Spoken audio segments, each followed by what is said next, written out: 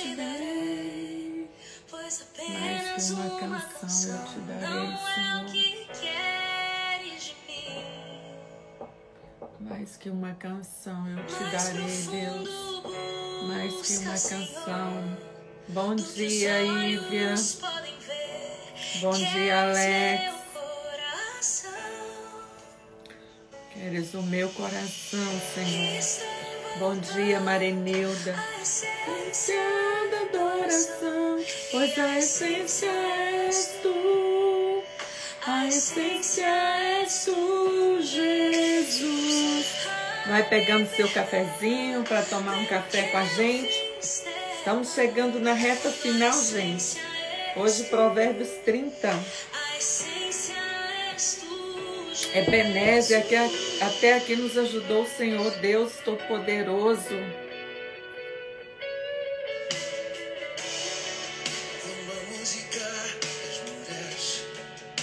O resto desaparece. Simplesmente a ti me achego, Senhor. Nós nos achegamos a ti nessa manhã, Deus. Nos achegamos a ti, Espírito Santo. Quem das meninas fica Europa ou Espanha? Tem uma tia que precisa de atendimento na Espanha. Vamos ver se alguém aparece aí na live da Espanha, Marenilda.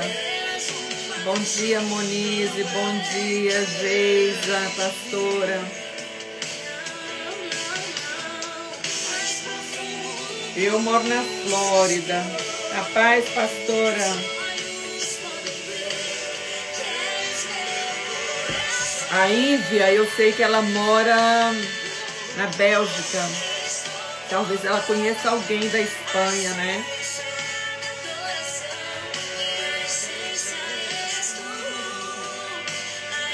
Marenilda está precisando de alguém da Espanha. Ah, mas de repente pode ser atendimento online também, né? Bom dia, Silvia. A essência é o Senhor. Bom dia, Rosiane. A essência é Deus. Deus é fiel. A essência é Ele. Nessa manhã nós adoramos o Senhor. Adoramos a Ele com essa canção. Voltamos à essência. A essência da adoração. Pois a essência és tu, Senhor. A essência é o Senhor.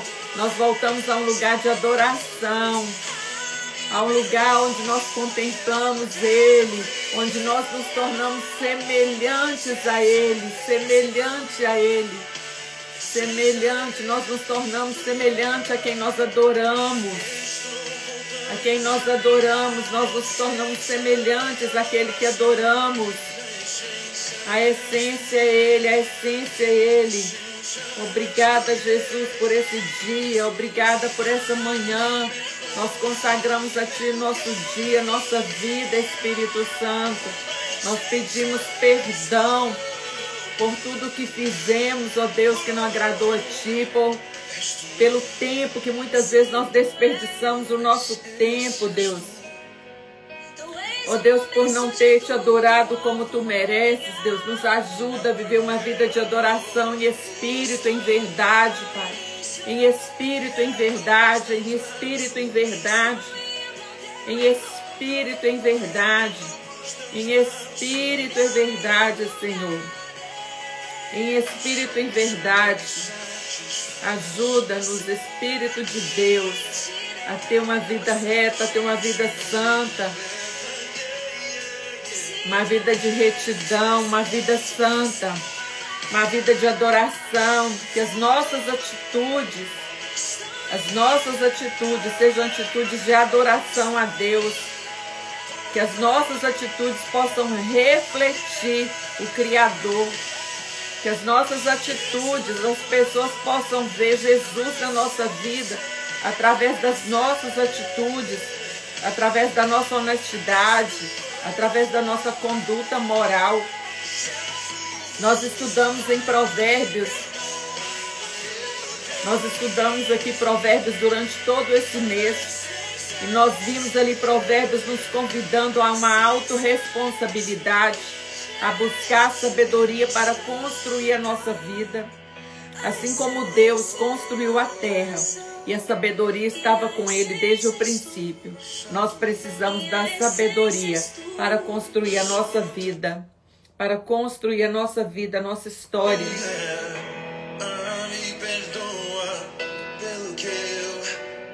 Provérbios, o livro de Provérbios, nós vamos ver ali 3 coisas em Provérbios, que um verso completa o outro verso se compara com o outro e um verso contrasta o outro. Desde o primeiro dia nós vimos ali que a sabedoria é uma voz e que a insensatez também é uma voz, e ela está clamando, essa voz está clamando no telhado, nas ruas, na encruzilhada, em momentos decisivos da sua vida. E você vai ter que escolher. Você vai ter que escolher a quem você vai dar ouvidos. Quem você vai ser. Se você vai ser o tolo, se você vai ser a mulher tola, se você vai ser a mulher sábia. Se você vai ser aquele que edifica, se você vai ser aquele que destrói. Bom dia, Fabi. Bom dia, Lucinete. Bom dia, Ivone. Aleluia. Já vou começar nosso estudo. Deixa eu colocar uma música aqui, instrumental. Gente, como o mês já passou rápido, estamos aqui terminando de janeiro. Hoje é aniversário da minha princesa, fazendo 22 aninhos. Daqui a pouco, quando eu desligar, vou ligar para ela.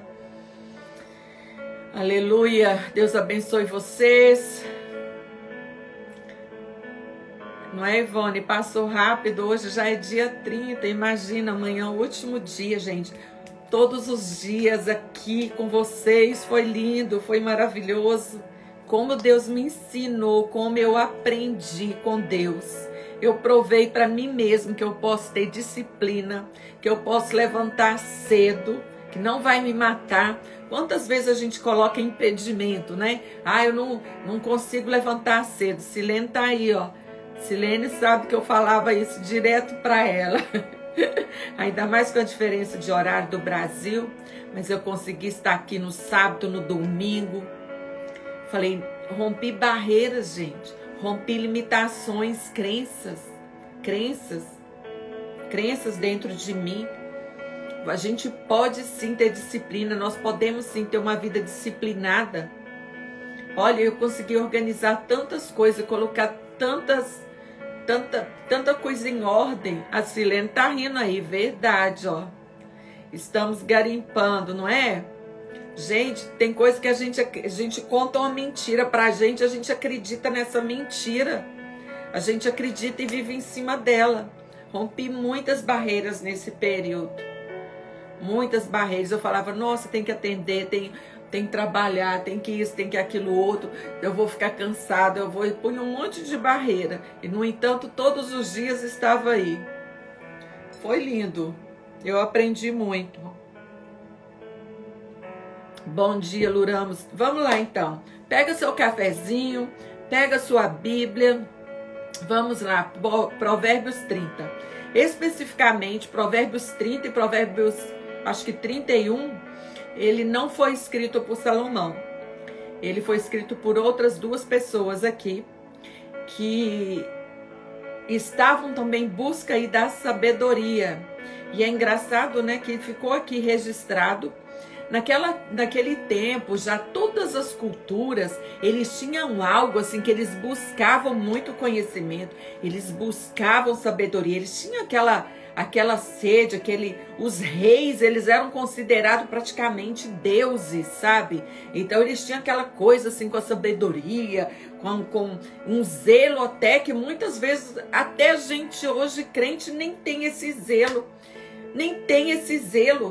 entende? Não era não era uma coisa assim só, não era uma coisa de Israel, não era uma coisa assim, vamos dizer, só do crente. Você vê aqui em Provérbios que existem pessoas hoje que nem cristãos são e eles usam provérbios para dar palestras, homens milionários que escreveram livros sobre provérbios. Então você vê, quando você vai estudar a fundo a respeito das outras culturas e do tempo lá que eles viveram, você vai ver que outras nações que não eram Israel, eles tinham um cuidado assim, eles adoravam a sabedoria, eles tinham um zelo pela sabedoria que muitas vezes nós hoje não temos, e nós precisamos voltar a essa raiz. Nós precisamos, o Senhor nos exorta e nos diz, busque a sabedoria, busque. Bom dia, Enéas, bom dia, Caldas, bom dia, Siloel, bom dia, Maria Helena. Então nós precisamos voltar, porque ele diz, a sabedoria está gritando, ela está chamando sua atenção, a sabedoria está gritando. Lá em Tiago fala, aquele que não tem sabedoria, peça a Deus, clame por ela, clame pela sabedoria. O temor do Senhor é o princípio da sabedoria. E nós precisamos da sabedoria para construir a nossa vida. A sabedoria está às portas gritando, exatamente, Ivone. E quando você vai estudar as outras culturas que havia daquela época, gente, eles idolatravam, eles tinham assim uma coisa com a sabedoria, sabe? Exaltava a sabedoria. Exaltava a sabedoria. E é muito lindo isso. Nós precisamos voltar, porque a sabedoria, nós vamos guiar nossa vida com esse fundamento da sabedoria, que é o temor a Deus. É o temor a Deus. Olha o que diz aqui. São essas palavras solenes de Agur, filho de Jaque.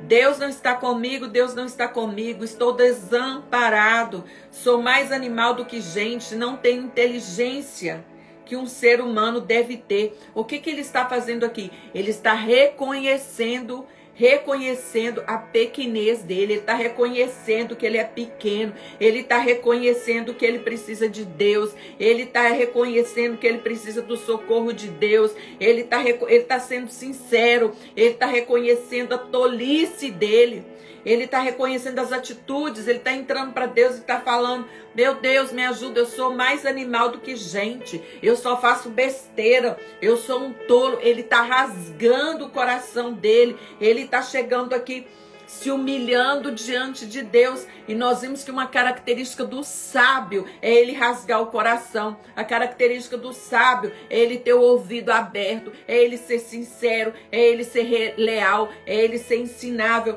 Porque o tolo, ele bate no peito e fala, eu sei tudo, ele não ouve ninguém. O tolo, ele paga para ver, ele entra em rascada. Por quê? Porque ele acha que ele sabe tudo, ele não ouve ninguém, ele só quer falar. Mas esse homem aqui, ele está dizendo, ele está se humilhando diante de Deus. Ele está se humilhando. Ele diz, eu nunca aprendi a ser sábio e não conheço o Deus Santo. Ele se humilha diante de Deus. Ele se humilha e ele começa a dizer, quem já sabe tudo a respeito do céu, quem já pegou o vento com as mãos? Olha a pergunta dele, olha a pergunta, quem já embrulhou água num pano? Quem já marcou os limites da terra? Você sabe quem é ele? Você sabe? E quem é o filho dele? Ó, Jesus sendo revelado aqui. Ele está falando aqui da limitação humana. Ele está falando aqui do poder de Deus. Ele está falando quem somos nós. Quem somos nós? Reconhecendo a sua humanidade. Quem somos nós? Muitas vezes nós somos muito arrogantes e nós não sabemos de nada. Nem sabemos de nada. Quem sabe tudo a respeito do céu? Quem é aquele que segura o vento? Quem que segura o vento com as mãos, gente? Aí eu me lembro daquela passagem que Jesus parou a tempestade. Ele deu ordem ali para a tempestade. Ele deu ordem ali, o mar se acalmou. Ele está questionando quem é. Quem é que fez isso?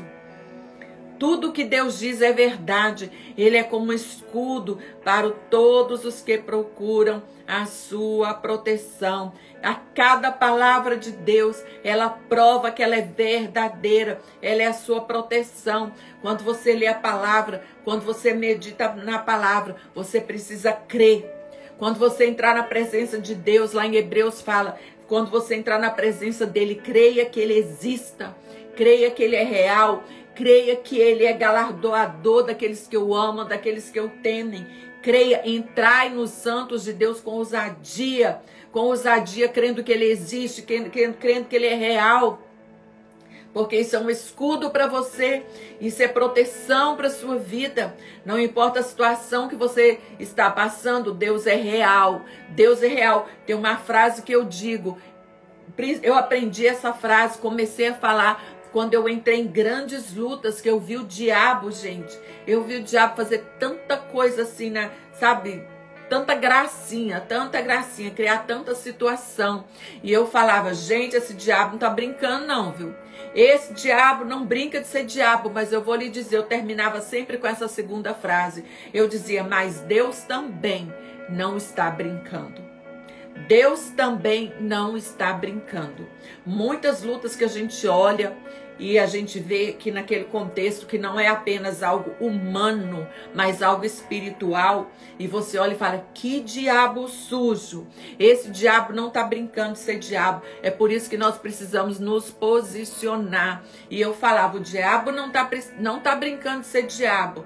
E eu falava, mas Deus também não está brincando de ser Deus. Porque às vezes você olha para a situação da sua vida, como aconteceu comigo, eu olhava e parecia que o diabo estava ganhando, sabe? Parecia que ele estava com todo o poder, com todo o controle.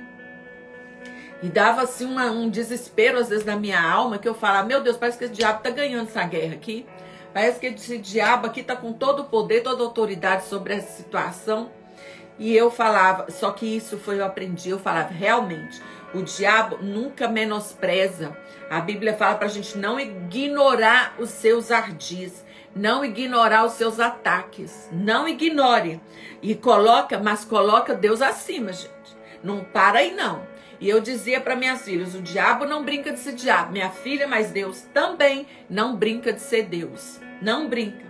E eu falava com elas, e eu lembro da minha filha, da mais velha, que tem 30 anos, e eu falava para ela, desde mocinha, quando a gente ia conversar coisa de moça, coisa da identidade dela, dos planos de Deus para a vida dela, eu dizia o seguinte, lembra de uma coisa, o diabo, Deus tem um plano para sua vida, e o diabo também tem um. Qual plano você vai seguir? Qual plano você vai seguir? O diabo tem um plano para sua vida. E Deus tem um também. Mas você tem que escolher qual plano você quer seguir. Se é o plano de Deus, obedeça a ele, obedeça os mandamentos dele. Porque o diabo tem um plano. Para quem quer pecar, o diabo tem um plano. Já tem gente preparada para isso. Já tem gente preparada para ele usar. O diabo também tem, gente. O diabo tem. O diabo tinha um plano lá para Jesus, para usar Judas. O diabo tinha um plano. Ele tinha um plano. E ele queria fazer Jesus cair no plano dele. Ele tenta Jesus com o plano dele. Ele tenta Jesus. Ele fala, se você me adorar, eu vou te dar todas essas riquezas aqui. Tudo que me foi entregue, eu vou te entregar. Só me adora. Se lança daqui de cima. O diabo tentou ele. Para quê? Com o plano dele. Com o plano dele. Mas Deus tinha um plano muito maior. Deus tem um plano muito maior que era que o filho dele entregasse a vida por nós e ressuscitasse ao terceiro dia. E por isso nós estamos aqui. O filho seguiu o plano do pai. E Jesus dizia, eu só faço aquilo que eu vejo meu pai fazer. Eu falo aquilo que eu vejo meu pai falar. É isso. É sobre isso. Sabedoria, sua amiga, vai te dar a melhor decisão. Amém. É sobre isso, gente. Então, tudo que Deus diz é verdade. O que Deus falou para você é verdade. Você tem uma promessa? Você tem uma profecia da sua vida? Você tem uma profecia e às vezes você olha e fala, meu Deus, quando isso vai acontecer? Parece que o negócio está caminhando contrário. Parece que está caminhando tudo contrário.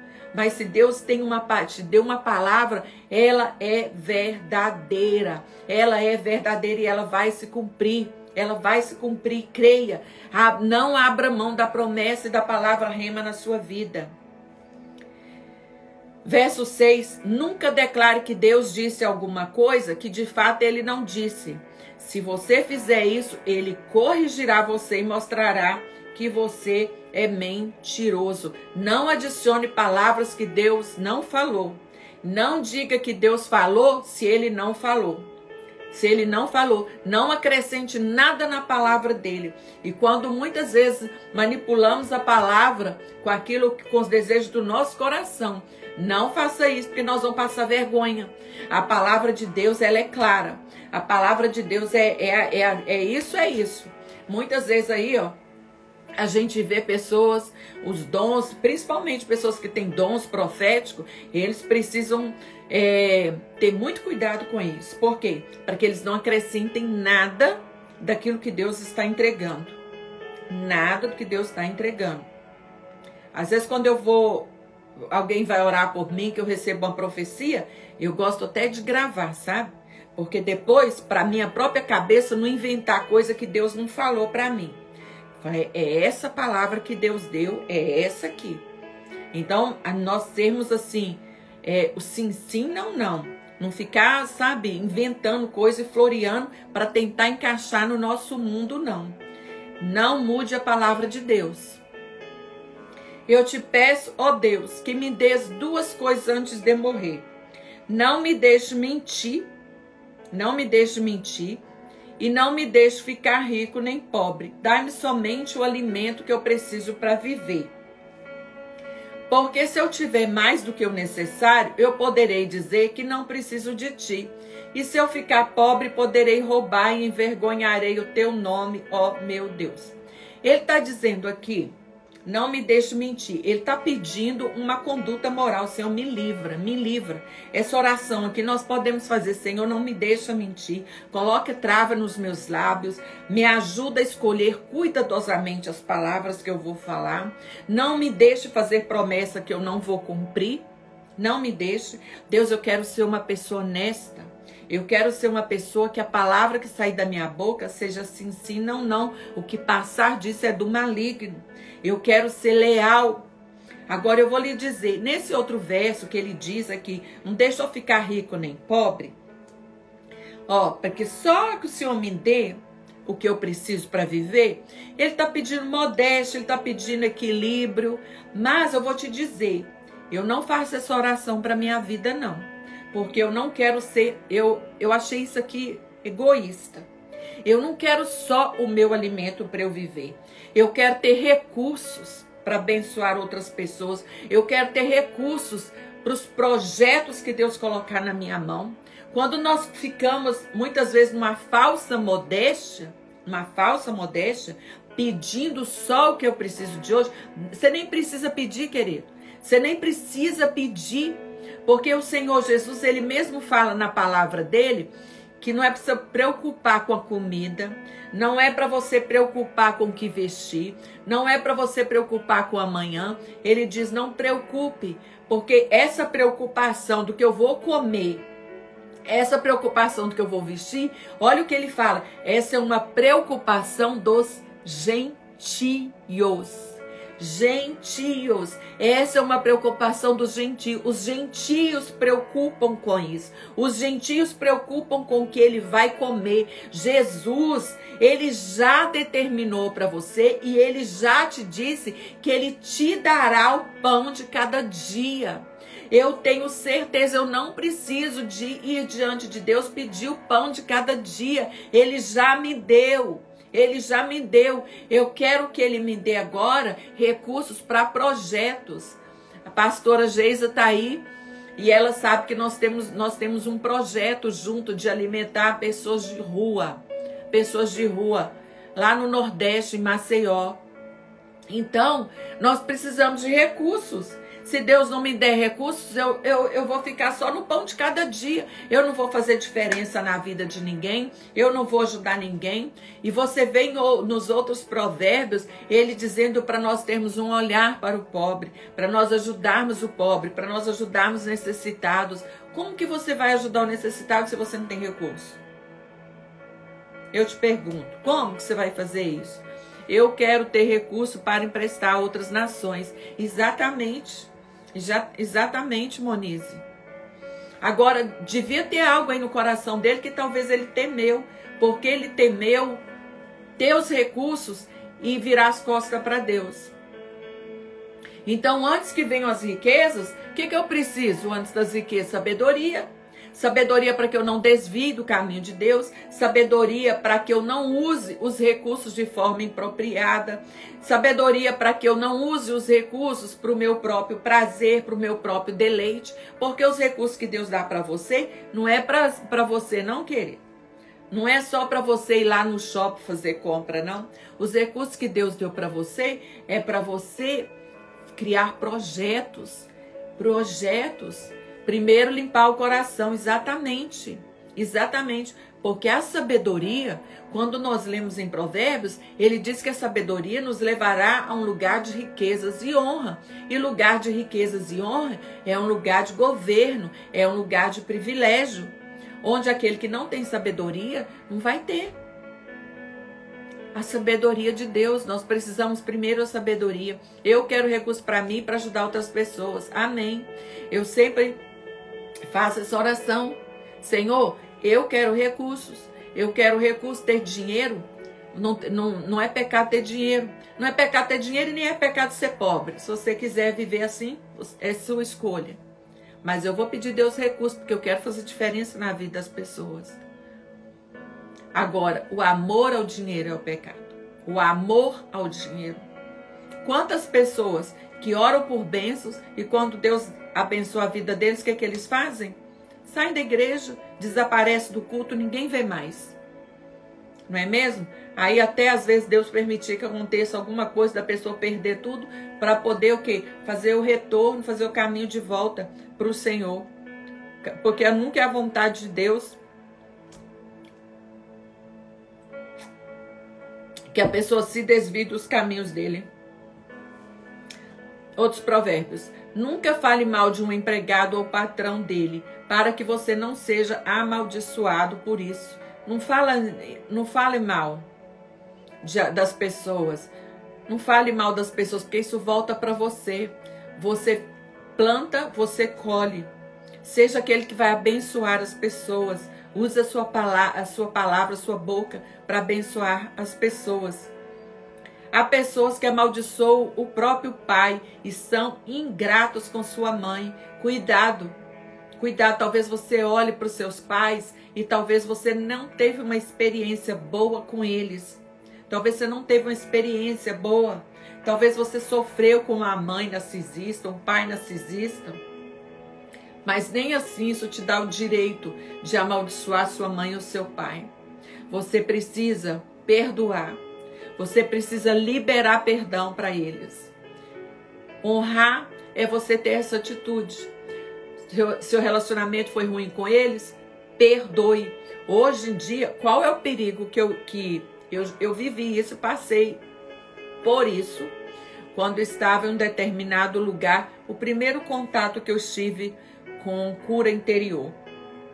Gente, quando eu falava das coisas que meus pais, o que tinha acontecido na minha família, porque eu vim de uma família disfuncional, ao invés da pessoa me ajudar a digerir aquilo, a perdoar e, sabe, mover, hoje eu olho para trás e vejo, meu Deus, quanto erro foi cometido. A pessoa falava, nossa, seu pai foi ruim mesmo, né? Nossa, uau, que triste. Nossa, fizeram isso com você, agravou mais o negócio ainda na minha cabeça. Olha quão sério é isso. Você precisa saber com quem você vai dividir esses problemas de relacionamento com pai e mãe, principalmente pai e mãe, que é um mandamento com promessa. Com promessa. Então, quando chegou na fase, na etapa de perdoar, eu tava mais envenenada, tipo assim, nossa, aí eu falei, nossa, foi ruim mesmo, entende? Quando alguém vem falar isso pra gente, a gente precisa, ou confessar com você, falar alguma coisa de problema de mãe, que a mãe fez, que o pai fez, mesmo que seja a coisa mais terrível, gente. Nós sempre precisamos conduzir essa pessoa com leveza ao perdão e à gratidão Porque os pais geraram a vida. Só isso, mais nada. O último sonho foi tão horrível, não tenho coragem de escrever. Entenderam? Então, que sejamos gratos pelos nossos pais. Se nós estamos aqui hoje, nós não morremos, estamos vivos, nós precisamos ser gratos a Ele. Há pessoas que pensam que são puras.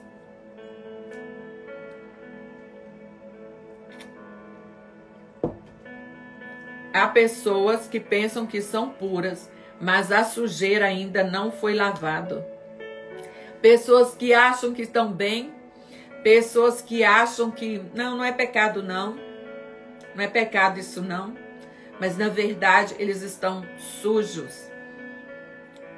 Eles são puros aos próprios olhos deles. Eu posso olhar para algo que eu estou fazendo e no meu olhar, eu posso dizer que tá tudo bem. Só que quando o meu comportamento ou o que eu estou fazendo está de acordo com Deus, está de acordo com a palavra dele, está de acordo? Se não está de acordo, eu estou apenas me enganando. Porque eu, na verdade, estou cometendo muitas vezes um pecado, um erro, e eu estou achando que eu estou bem, e na verdade não estou. Eu sou limpa diante dos meus olhos, talvez para o meu parâmetro, mas não para o parâmetro de Deus, não para o parâmetro dele. É igual, vou dar um exemplo aqui, sem julgamento, tá, gente?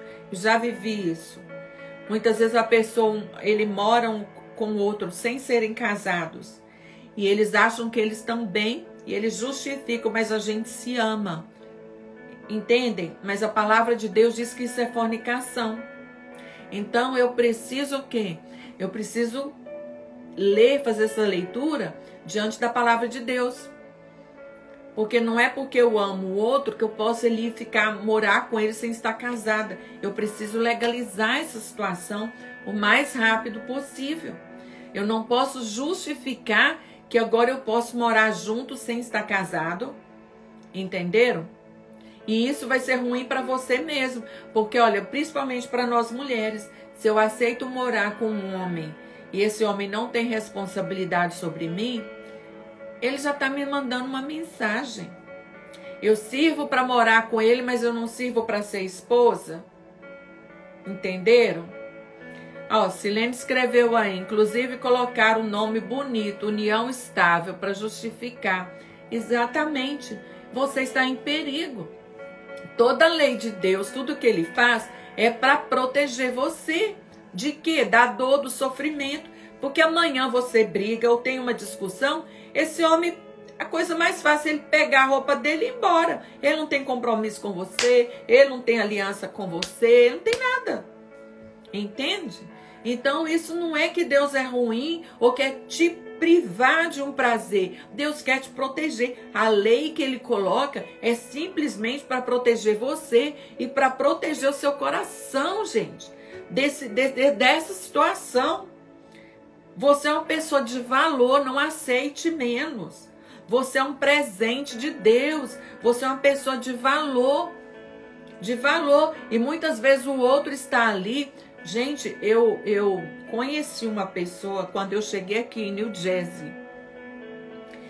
E ela morava com uma pessoa há 10 anos. 10 anos. Nunca legalizaram essa união. Sabe o que aconteceu? No meu primeiro ano aqui, eu conheci ela. Ele simplesmente um dia apaixonou com alguém do lado de fora, saiu, largou ela e em menos de 3 meses estava casado com outra. Essa mulher ficou devastada, gente. Ela ficou devastada, porque ela já morava com esse homem há 10 anos. Inclusive tinha um filho. E ele saiu, nunca casou com ela, e saiu e casou com outra em 3 meses. Gente, essa mulher quase morreu. Por isso que, sabe, meu Deus, quando nós precisamos da sabedoria, isso é você não reconhecer o valor que você tem. Isso é você não reconhecer quem você é. Entenderam? Ivone escreveu, eu morei 12 anos, estava igual a mulher hemorrágico. Desse jeito, não existe desculpas. É exatamente isso. E você fica justificando, pondo pano quente por cima da situação, levando mais um dia, levando mais um mês, levando mais um ano, e daqui a pouco essa pessoa, ó, acha alguém aí que ele quer casar, casa em alguns meses, você vai ficar doente. Entenderam? Você precisa reconhecer o seu valor e falar, olha, você é uma pessoa muito legal, eu amo você e eu quero passar minha vida com você, viver com você, realmente casar. Mas se você não tomar uma providência, nós vamos ter que terminar esse relacionamento. É você colocar de uma forma, sabe? De uma forma gentil, de uma forma educada, mas se posicionar, gente. Se posicionar. Aí o testemunho de Gislane. Moramos juntos por 4 anos antes de nos convertermos. Casamos em 2015. Decisão de casar foi do meu esposo. Que lindo. Porque nessa hora, você vai saber se você está envolvida com um homem ou com um menino. Você vai saber a real intenção dessa pessoa por trás. A real intenção. Gente, eu me lembro que quando eu conheci meu esposo, eu orava pedindo a Deus um marido. Eu falava, eu não quero um namorado, eu quero um marido. Porque eu já tinha tido um namorado, eu tinha tido uma filha com esse namorado, então eu não queria mais namorar. Eu já estava com meu coração machucado, eu não queria expor a minha filha a um outro relacionamento e que se aquilo não desse certo, ela ia ficar de novo com o coração ferido. E eu pedi a Deus, eu não quero um namorado, eu quero um marido. Quando eu conheci o meu marido, a primeira coisa que ele disse pra mim, e esse foi um sinal de Deus, ele falou, eu não quero alguém para namorar, eu quero alguém para casar. Isso mostrou a real intenção dele. Eu conto no meu livro, esse testemunho, que nós éramos 2 pessoas trouxemos os nossos problemas, 2 meninos muito feridos, uma menina e um menino, vamos dizer assim, mas existia algo em nós que era muito genuíno, era o desejo de construir uma família. Eu me casei com meu esposo em 1 mês. Não aconselho fazer isso não, tá? Mas estou dividindo com vocês aqui o meu testemunho. Em 1 mês. Em 1 mês. Então, eu conheci ele em julho e ele ia no restaurante onde eu trabalhava, a gente conversava, mas não tinha nenhum relacionamento. Em novembro nós aceitamos o namoro e em dezembro nós casamos. Dia 4 de dezembro. Então, você vê a intenção, o que essa pessoa quer de verdade. E o que mais me chamou a atenção nele foi esse posicionamento dele. Entendem?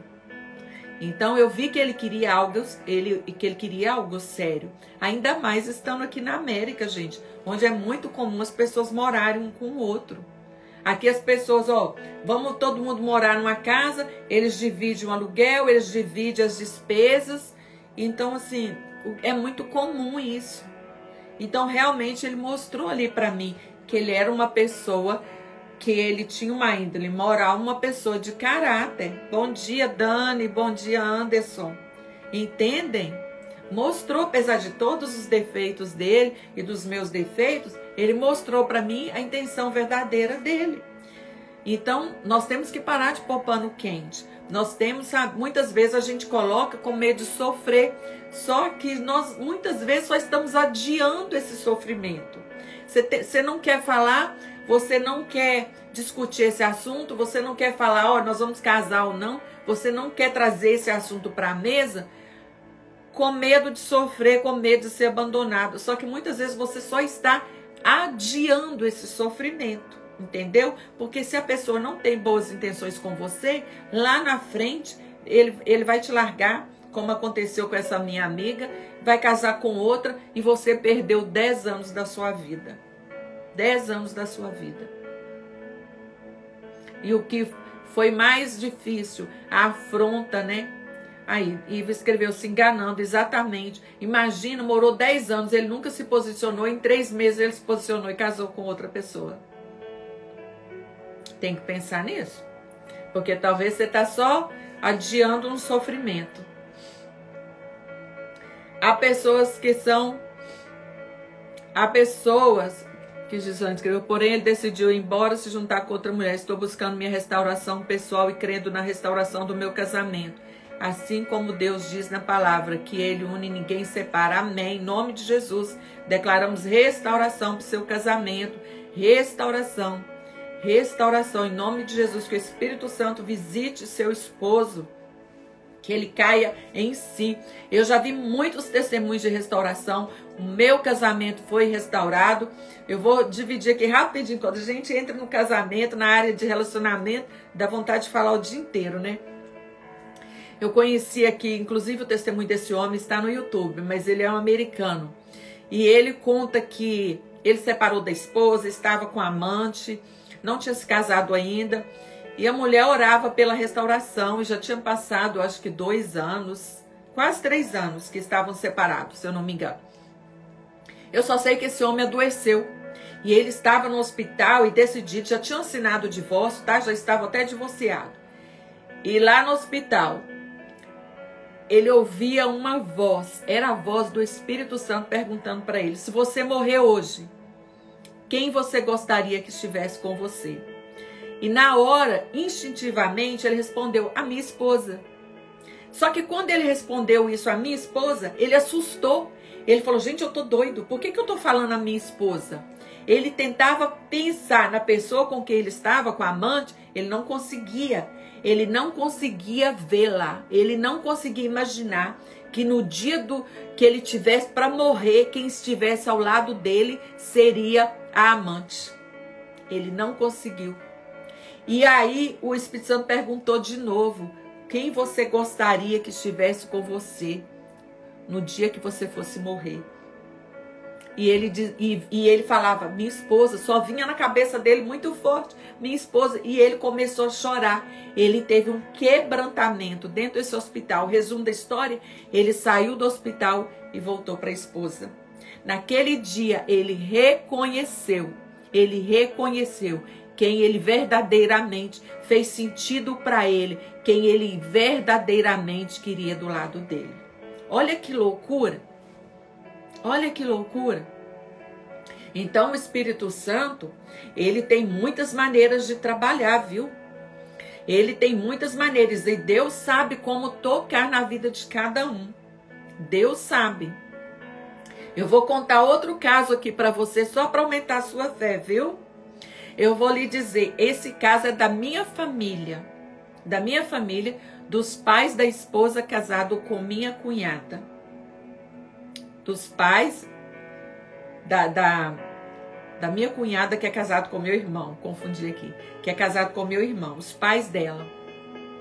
O pai dela saiu de casa, foi morar em outro estado, estava morando com outra mulher há alguns meses, alugou um apartamento e estava lá com essa mulher. E ela continuou na posição dela orando, buscando a Deus. Acho que tinha 4 meses, não tinha ainda, 4 meses e pouco. Que ele tinha feito isso, saído de casa. Pois uma madrugada ele acordou, olhou para o lado e ele conta isso. Ele viu um demônio na cama. Deus abriu os olhos espiritual desse homem e ele viu um demônio na cama com ele. Gente, na mesma madrugada, esse homem juntou as coisas dele, largou a amante lá com apartamento, com tudo, só pegou uma bolsa, jogou as roupas que ele tinha dentro da bolsa, foi para a rodoviária, chegou ali do Rio de Janeiro em Ipatinga, onde eles moravam, onde eu sou de Ipatinga também, chegou lá com a mochila, com o olho desse tamanho assim, totalmente quebrantado, pediu perdão para a esposa, Já tem o quê? Uns 10 anos que isso aconteceu. Estão lá casados, restaurados, foram restaurados. Deus abriu os olhos dele. Deus abriu. Ele chegou, voltou com a roupa do corpo e com a mochilinha lá com as roupas. Entendem isso? Como que é forte. Como que é forte isso, esse testemunho, gente? Deus sabe. Deus abriu os olhos dele e ele olhou para o lado e ele não viu, não foi a amante, ele viu o demônio lá, deitado com ele. Ele caiu em si. Caiu em si. Muitas vezes precisa de uma intervenção de Deus, porque a nossa luta, uma intervenção espiritual, muitas vezes não, gente. Quando entra em área de casamento, dessa luta de adultério, de divórcio, olha, precisa orar. Precisa entrar assim em Deus mesmo, orar pela alma desse homem, orar pela conversão dele, sabe? Não que ele volte apenas para você, mas que ele volte para Deus, porque quando ele volta para Deus, querido, ele restaura a aliança com a família. Um homem se arrepende, um homem, para se arrepender de verdade, ele precisa se converter, ele precisa voltar para Deus, ele precisa cair em si. Nós vimos em Provérbios aqui, várias vezes ele dizendo da mulher adúltera, da mulher sedutora, da mulher imoral, da sedução, do feitiço, que o homem que faz isso, ele perdeu o bom senso, ele tá fora de si, ele tá fora, ele é louco. Então imagina, a mente dele. Então nós temos que orar pela mente desse homem, nós temos que orar para que Deus traga, sabe, momentos de lucidez, para que ele possa escolher pelo Senhor e pela família, porque essa é a vontade de Deus. Nunca é a vontade de Deus o divórcio. Nunca é. Nunca é. Ele disse lá no Novo Testamento, nos Evangelhos, quando Jesus é questionado sobre o divórcio, ele fala: o divórcio foi dado permitido. Permitido. Não é a vontade perfeita. Foi permitido. Tem coisas que serão permitidas. Por causa de quê? Da dureza do vosso coração. Por causa da dureza do vosso coração. Inclusive, hoje à noite, não perca a live que eu vou fazer com a pastora Tânia. A pastora Tânia fez um podcast falando da mulher de Ló. O podcast dela estourou aí, teve não sei quantas milhões de visualizações. E eu consegui localizar ela. Ela vai estar com a gente. Vai contar pra gente os insights que ela teve, aquilo que Deus falou com ela. Então, hoje à noite, 8 da noite para vocês, 6 da tarde aqui para mim nos Estados Unidos, vai ter essa live. Não perca, que vai ser assim, olha, ela postou uma caixa de perguntas, é tanta pergunta. Nós vamos falar sobre o segundo casamento, nós vamos falar sobre traição, como que pode o segundo casamento, que não pode, porque o povo arruma uma confusão também com essa história, com essa coisa de segundo casamento. Nós vamos falar sobre isso, nós vamos falar de assuntos assim, sabe? Mesmo para tirar a dúvida das pessoas, eu e ela. Então, assim, não percam, espalha a notícia aí, chama alguém para estar nessa live com você, tá bom? Há pessoas que são tão orgulhosas que olham os outros com desprezo, pessoas que batem no peito, acham que eles são melhor que todo mundo. Há pessoas que ganham a vida explorando sem dó nem piedade os pobres e os necessitados, pessoas que exploram o outro, que não tá nem aí pro pobre, que não tá nem aí pro seu próximo, ele só pensa nele mesmo. Vai ser 8 da noite. 8 da noite, Monize.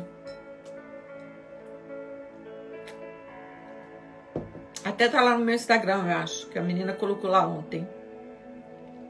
Agora ele fala que a sanguessuga tem 2 filhas e as 2 se chamam Me Dá, Me Dá. Olha isso, gente. A sanguessuga tem 2 filhas e elas se chamam Me Dá, Me Dá. Nunca se satisfaz, só quer para ela. Há 4 coisas que nunca estão satisfeitas: o mundo dos mortos, a mulher sem filho, a terra seca que precisa sempre de chuva e o fogo de um incêndio. Tenta parar um fogo.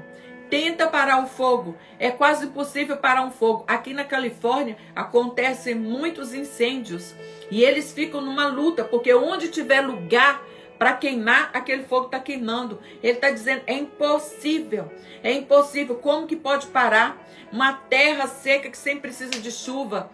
um mundo dos mortos, a mulher sem filho, nunca se saciam, nunca está satisfeita. Ele está falando de 4 situações, de 4 tipos aqui de situações que nunca se satisfazem. A sanguessuga tem 2 filhas, me dá, me dá. Se livra de pessoas sanguessuga. Se livra de pessoas que só querem tirar o sangue de você, que querem tirar a sua vida, que só importam com elas mesmas e só querem sugar de você.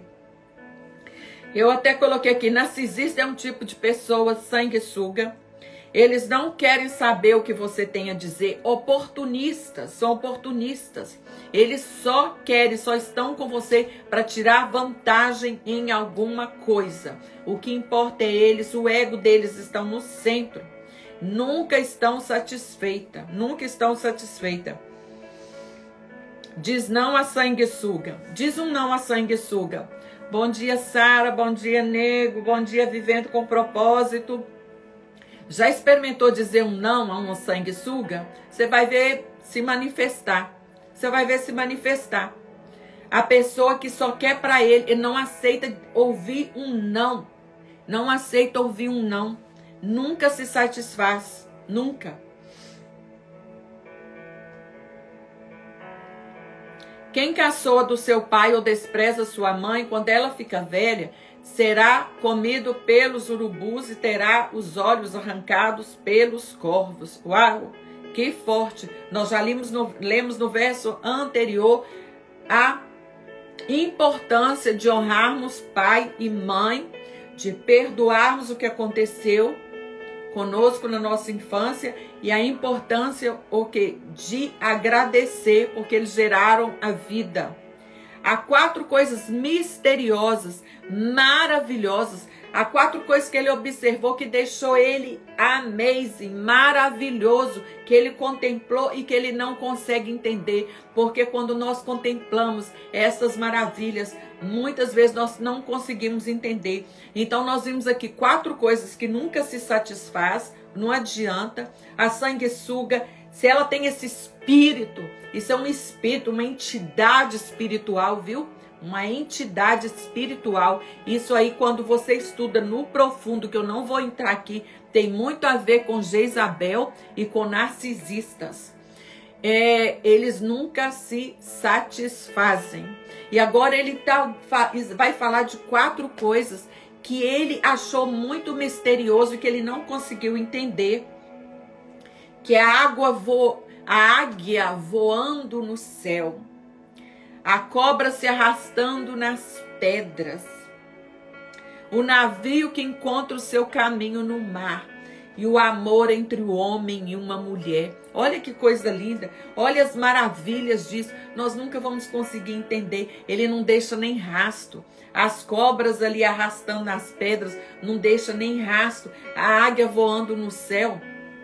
Deixa eu ver até outra tradução aqui, quer ver? Deixa eu comparar aqui se tem alguma diferença.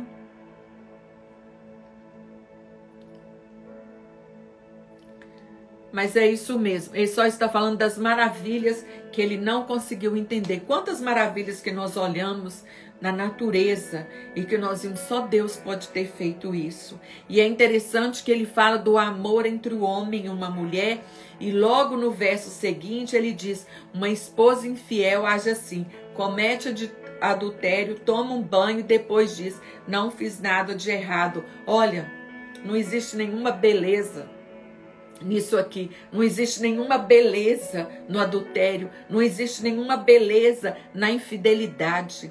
Eu até fiz um Reels dizendo sobre isso, onde eu disse que o pecado pode ser até gostoso temporariamente, mas ele nunca será belo.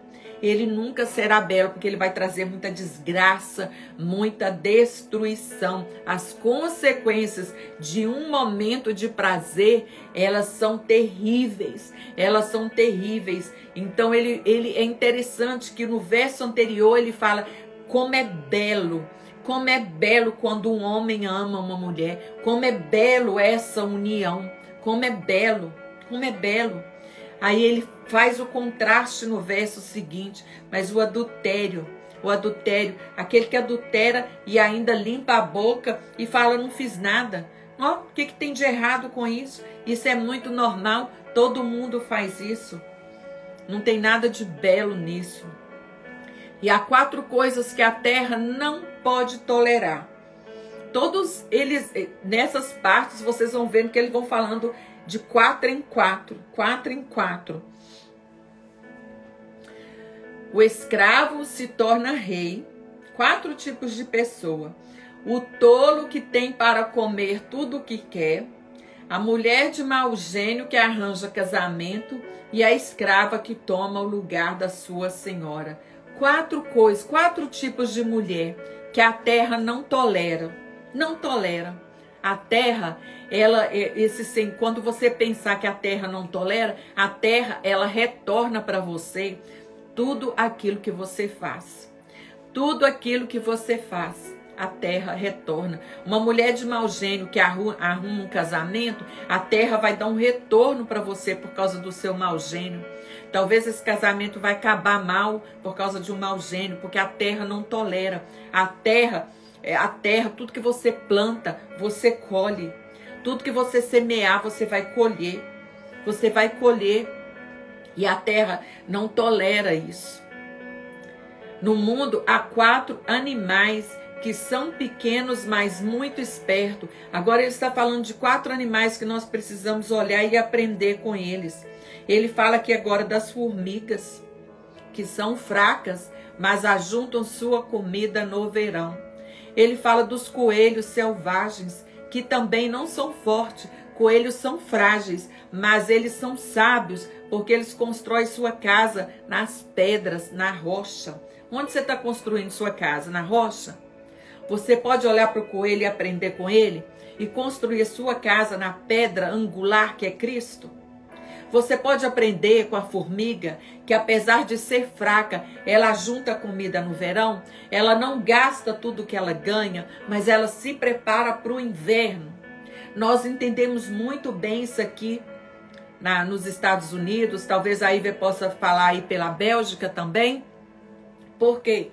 Porque nós temos que ser essa formiga, que nós sabemos que aqui é estação. Estação. Quando é inverno, os clientes caem pela metade, as pessoas vão viver em outro estado. Agora aqui é alta temporada, As pessoas que moram nos lugares frios, que moram em Nova York, que moram em Boston, eles migram para a Flórida. Migram porque eles não aguentam o frio. Então aqui é alta temporada. Nessa alta temporada tem muito trabalho aqui. Muito trabalho, as pessoas não dão conta. Então nessa época o que nós temos que ser? Igual a formiga. Quem vive aqui já sabe disso. Eu vivo aqui há 26 anos e sempre foi assim, desde o primeiro dia. Então eu preciso ser como essa formiga, a juntar a comida, trabalhar o que eu preciso trabalhar. Para quê? Porque eu sei que virá um tempo que não terei não terei muitos clientes, porque agora é a época da temporada. Mas tem que juntar comida, porque quando o verão chega aqui, essas pessoas vão embora. Essas pessoas estão aqui, eles têm casas de férias aqui, mas no verão eles voltam para o outro lugar onde é o frio, porque não é tão quente assim como a Flórida. Então eles não aguentam o calor da Flórida. Agora aqui é a época da temporada. Então eu aprendi a separar recursos. Como nós falamos aqui, eu falei para vocês já em dias anteriores, que quando nós temos dinheiro, nós precisamos separar esse dinheiro no mínimo em três partes, né?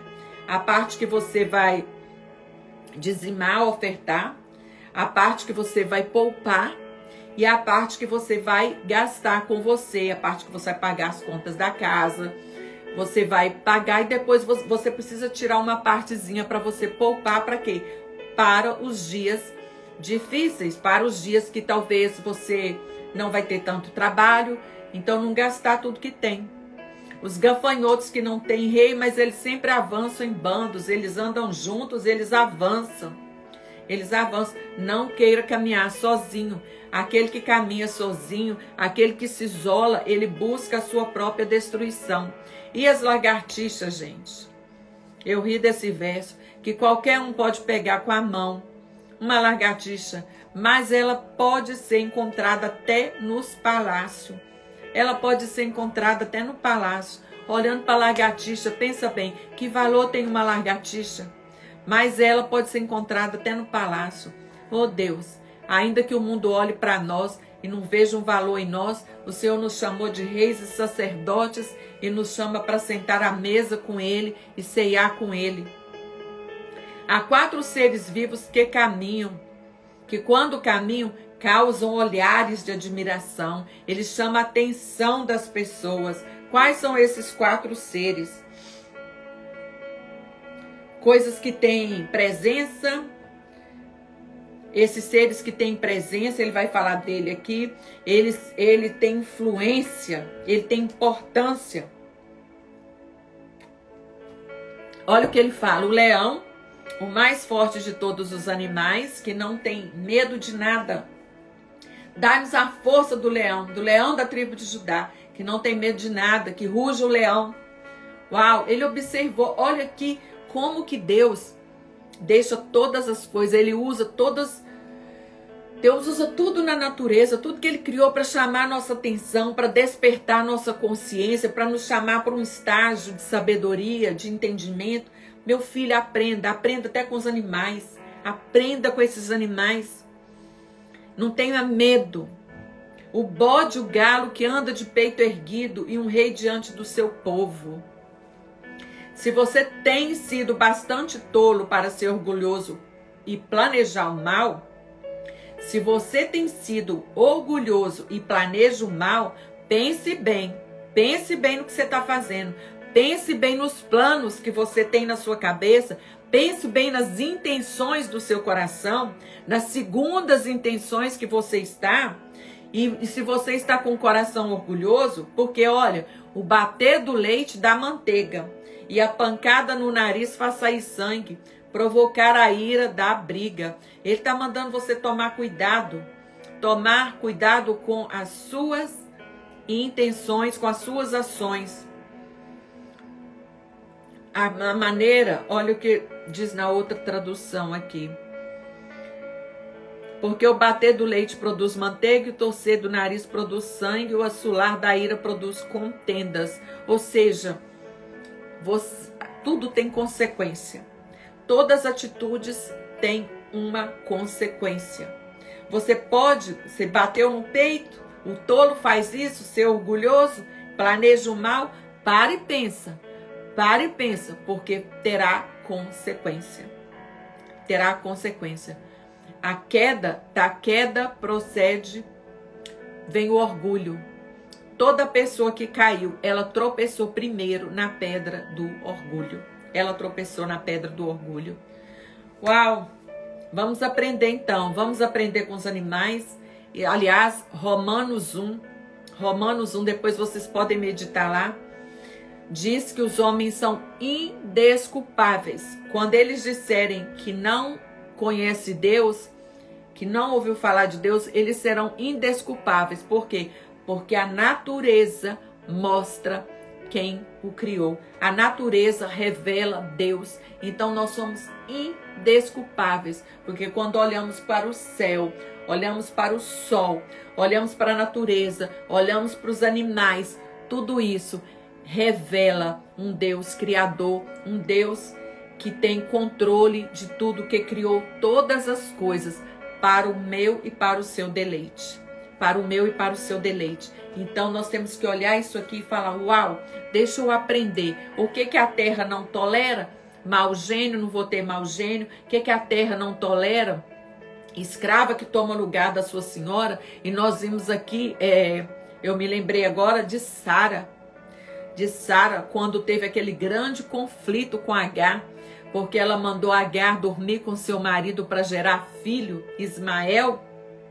E até hoje o povo briga. E Sara depois teve que mandar Agar embora, porque Agar queria tomar o lugar de Sara. A concubina que ela foi ali, uma atitude errada, uma decisão errada, um fruto, um filho da carne, que até hoje os dois brigam. A terra não tolera isso. E nós enfrentamos aí a guerra aí até hoje por causa dessa escrava aí que quis tomar o lugar da senhora. Me lembrei dessa passagem aqui agora. E aprender com as formigas, são fracas, mas elas ajuntam. Eu não ganho tanto assim, mas eu tenho certeza que você pode pôr do lado alguma coisinha aí. Pôr do lado que seja o mínimo, é princípio. Quando a gente obedece princípio, o princípio nos resguarda. Quando a nossa intenção do nosso coração é de aprendizado, é de obedecer princípio. Porque tem uma frase aqui na América, aqui traduzida, eu já falei. Quando nós quebramos princípio, o princípio nos quebra. Então, mesmo que você pense, mas isso é tão pouco. Nossa, essa oferta que eu vou dar para tal pessoa, ou que eu vou levar para minha igreja é tão pouco. Mas não é a quantidade, é o princípio que você está obedecendo. E quando você honra os princípios de Deus, você é protegido pelos princípios. Pelos princípios. Os princípios te protegem. Por isso que ele diz, a palavra de Deus é como um escudo. É um escudo. O que um escudo faz? Ele te protege. Ele te protege. Tá bom? Terminamos aqui Provérbios 30. Amanhã será Provérbios 31. Último dia, gente. Uau! Chegamos até aqui, Ebenezer. Até aqui nos ajudou o Senhor. Eu espero vocês hoje à noite para a live sobre casamento. Também, se você não se inscreveu na jornada da cura da dor da traição, se inscreva. Eu estou também com uma mentoria que vai ser lançado agora em final de fevereiro, onde eu vou estar ali 60 dias junto com essas pessoas, mentorando elas, trazendo aulas, trazendo ensinamento sobre casamento. Se você quiser mergulhar numa cura profunda para a sua vida, para o seu casamento, essa é a hora e tem poucas vagas, tá bom? Grande beijo para vocês, gratidão, Dani, obrigada por estar aqui, obrigada a vocês que estiveram aqui até agora junto comigo, tá bom? E não me deixaram sozinha, eu vou deixar essa live salva, depois ela vai subir para o YouTube. Compartilha, comenta. Deus abençoe a vida de vocês.